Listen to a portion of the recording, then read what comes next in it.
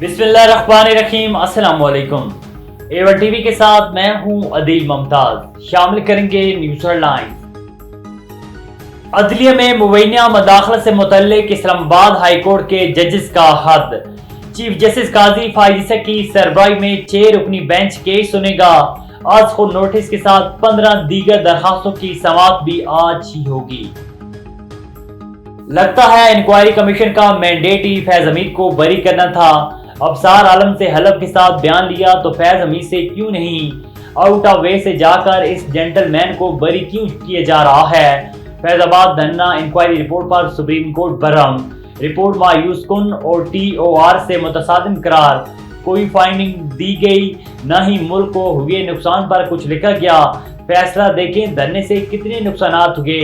यहाँ हर जगह बस आग लगाने वाली बात है।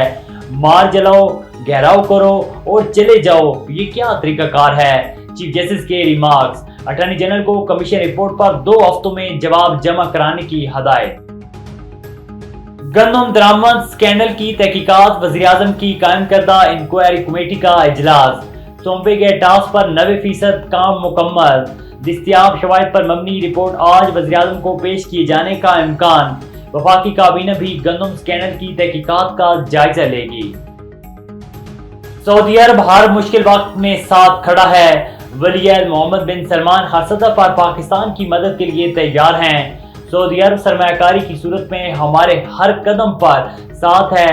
दोस्ती पर जितना भी फख्र करे कम है। वज़ीर-ए-आज़म का वफ्द के एजाज में एशिया से खिताब। ज़राअत और IT समेत दीगर शोबों में सरमायाकारी इंतहाई अहम करार। वफ्द के दौरे में आर्मी चीफ के ताउन पर भी इज़हार तशक्कुर। और कराची में मैट्रिक के इम्तिहानात आज से शुरू हो रहे हैं। मुतअद्दिद तुलबा को एडमिट कार्ड न मिल सके। 3.5 लाख से ज़ायद तुलबा और तालबात हिस्सा लेंगे। हेडलाइंस आपने जानी एवन टीवी के न्यूज़ स्टूडियो से फिल वक्त इतना ही। मज़ीद खबर और अपडेट्स के लिए देखते रहिए A1 TV। A1 TV, सब पे नजर, अंदर की खबर।